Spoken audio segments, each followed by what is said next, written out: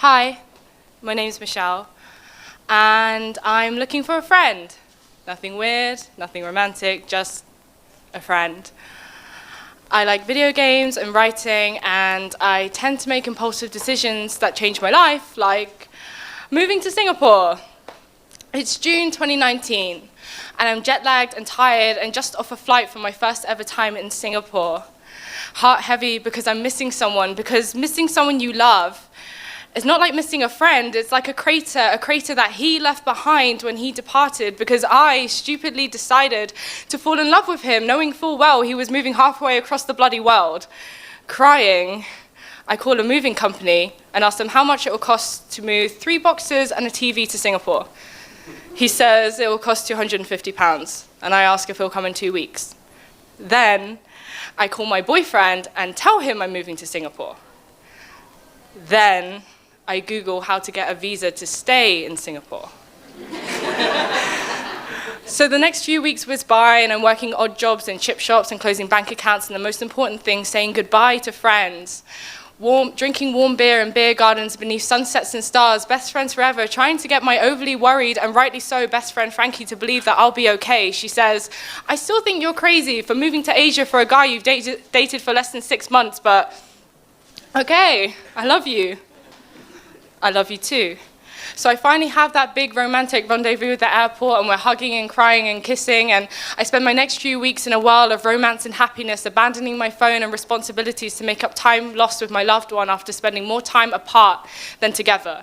So school starts, and I'm convinced I've already got this living in Singapore thing down. Rule number 1, always bring an umbrella wherever you go. This isn't like pansy-ass London rain, this is like a monsoon rain, and I learned that the hard way. And sure, there's differences here, like rush hour in London is like the 76th Hunger Games, and rush hour here, people actually queue up, and being indoors is like being in a freezer, but then being outdoors makes you want to rip your skin off, and moving to Asia after spending my whole life being the Asian girl, I'll blend right in.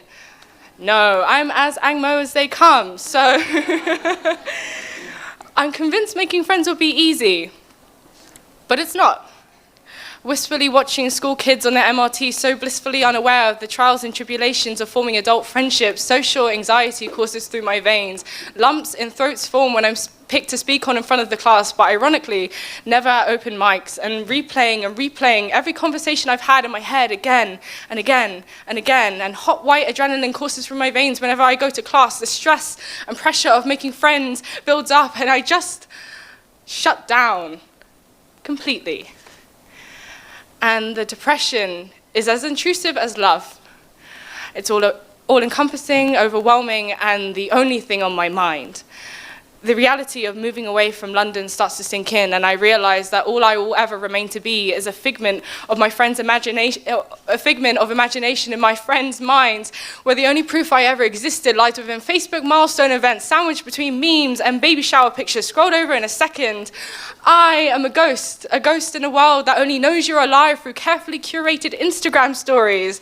Tired and frustrated with myself, one wrong scroll on Instagram, seeing my friends together makes me miserable in the sun. Why do I have FOMO over the life I used to run away from?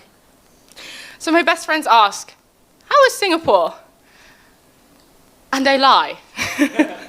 I lie, and I avoid the chances to FaceTime with them, to actually be real with them, because I can't bring myself to say that my grand exit wasn't all that grand, and continue to post pictures of pool parties, and Marina Bay Sands, and chicken rice, and Marina Bay Sands.